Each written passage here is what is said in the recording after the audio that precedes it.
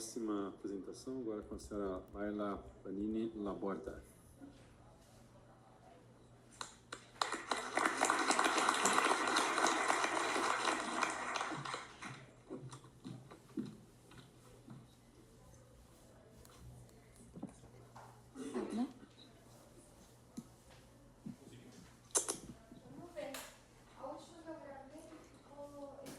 Bom dia a todos.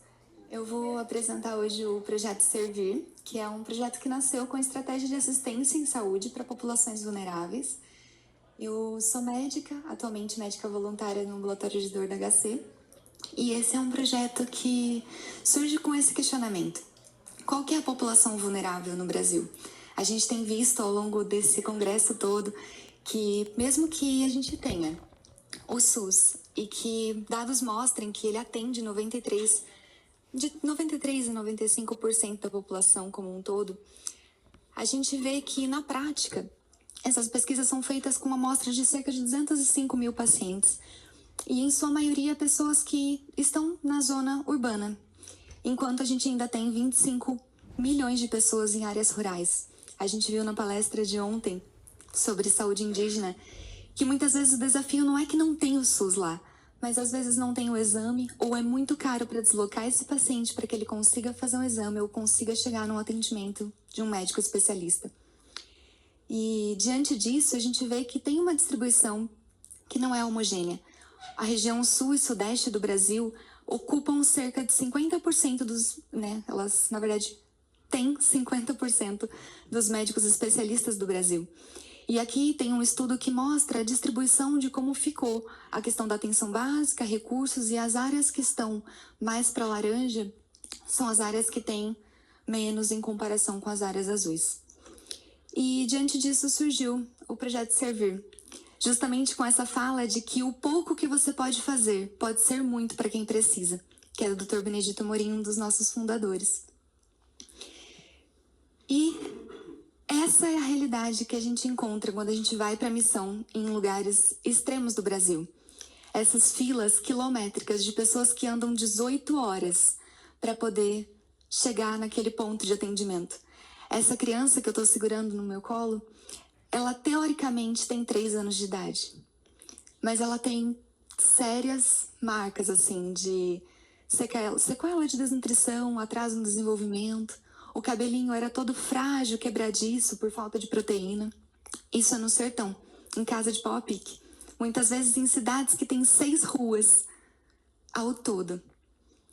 E o Projeto Servir, ele começou com a primeira missão em 1975, com a doutora Maria Célia. Essa médica, ela abandonou o consultório, a vida aqui em São Paulo para fazer missão. E já faz isso há 51 anos.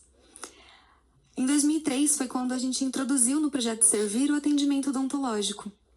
E o projeto ele é vinculado a uma ONG, chamada ONG Aprisco. Embora tenha uma ONG presbiteriana, existe o respeito total da autonomia do paciente. Quando ele vai preencher a ficha, caso ele saiba ler, ele marca que se ele quer ou não conversar com alguém sobre religião. Se ele não sabe ler, é questionado isso para ele. Se ele fala que não, ele recebe o atendimento e vai embora. Se ele fala que sim, tem uma equipe separada para poder conversar com ele sobre isso. A parte odontológica é a parte que tem o maior impacto do Projeto Servir hoje. Essa cadeira que vocês estão vendo, ela fica do tamanho de uma mochila. E ela tem painel solar para que a gente possa atender os pacientes sem energia nas áreas remotas. Quem desenvolveu ela foi o Steven Sen, esse rapaz que vocês estão vendo aí. E o desafio da parte odontológica era o material. Como que a gente faria para levar todo o equipamento odontológico que o dentista precisaria, incluindo compressor, luz e tudo? A dificuldade de deslocamento desse material. E para entregar as próteses, a dificuldade era o tempo. Porque justamente as próteses por vezes demoravam dias para ficarem prontas. E o Paulo Chapa, que é o nosso protético, ele desenvolveu um mini forno para cozinhar essas próteses em alta pressão. Então próteses que demorariam 3 dias para ficarem prontas, ele entregava em horas. E aí nas missões que a gente faz, em uma semana a gente consegue entregar 26, 27 próteses. E eles brincam que eles devolvem o sorriso para as pessoas. E é exatamente isso. Muda o olhar, muda a expressão. Esse dente aqui que estava cheio de buracos era de uma menina de 27 anos. E aí, como funciona a nossa logística para conseguir fazer tudo isso? Nós fazemos uma missão por mês. Então, são 12 missões por ano. Em alguns anos, nós fazemos 13 ou 14, dependendo dos pedidos. Nós temos uma equipe local em cada uma das cidades que nós atendemos.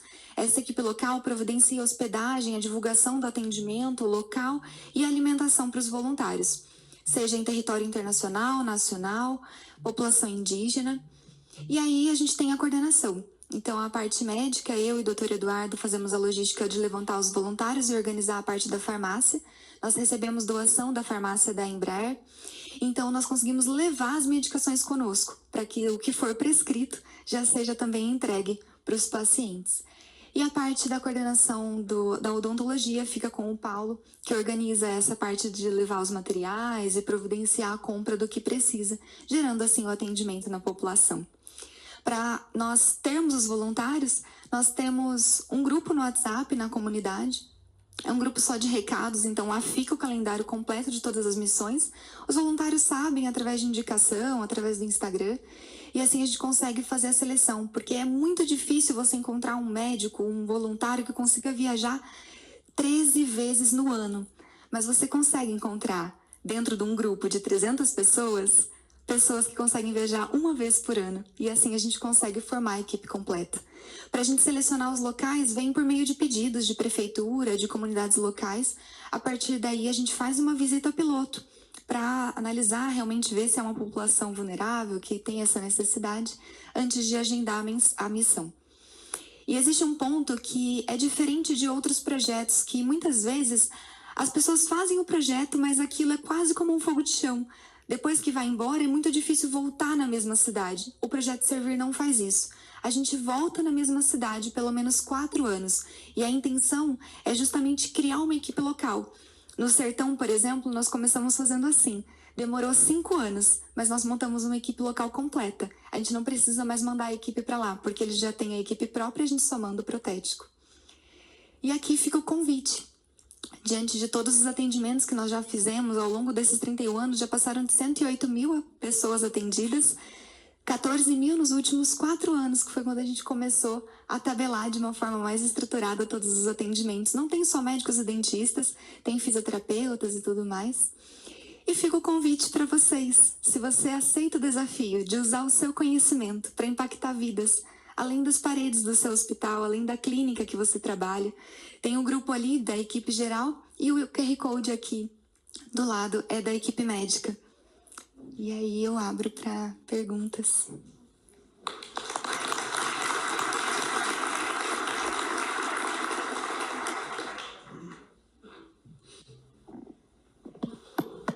Não, trabalho sensacional, parabéns aí para todos.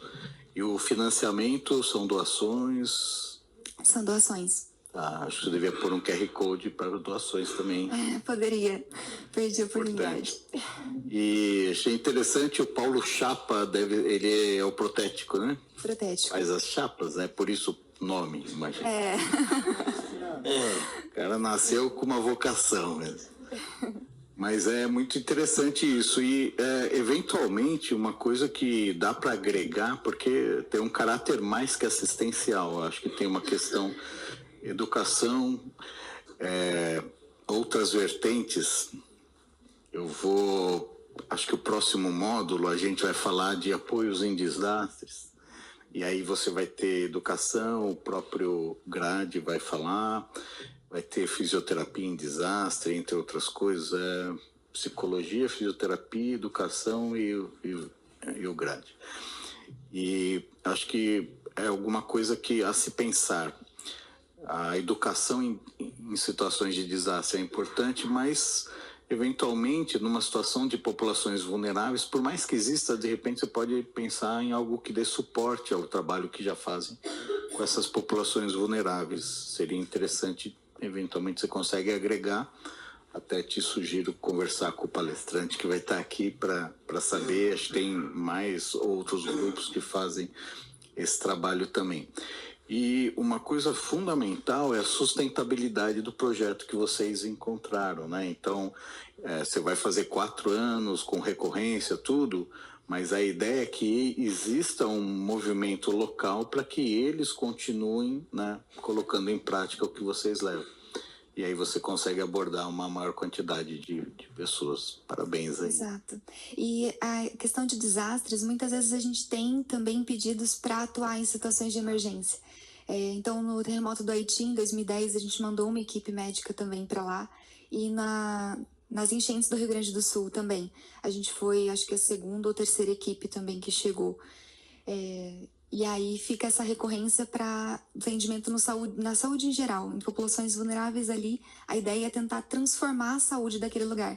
E não só fazer uma ação que vai melhorar ali, mas vai criar uma desigualdade. Porque se você vai e fica 5 dias e tratou, por exemplo, 20 pessoas que têm dor de dente, e ali tinha 40, você gerou uma desigualdade. Porque agora 20 não tem mais dor de dente e 20 ainda tem. Então a nossa ideia é justamente recorrer para que isso não aconteça. A recorrência é muito legal.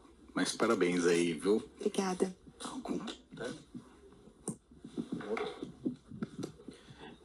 Só uma pergunta. Vocês fazem algum tipo de capacitação desses profissionais voluntários? Porque vocês falaram que vocês foram para situações que vocês são chamados também para apoio no desastre. A gente sabe, aí a gente vê no cenário de desastre que as pessoas chegam com o ímpeto de ajudar, mas sem a noção do que ela vai deparar. E a gente sabe que isso afeta na operação. Vocês fazem algum tipo de treinamento para esse pessoal? Não, perfeito. A gente faz. A gente tem uma equipe separada para desastres. Não é a mesma equipe que vai fazer os atendimentos nessas missões recorrentes que a gente tem ao longo do ano. Quem coordena é o Dr. Benedito Amorim. Ele foi médico responsável do resgate na Imigrantes Anchieta.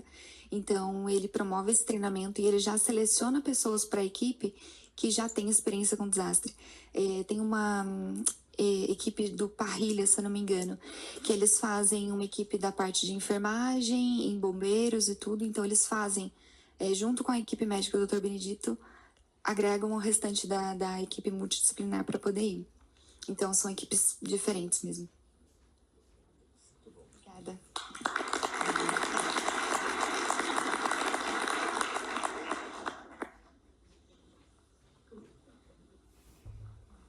Próximo trabalho com o senhor Márcio dos Santos Damasceno.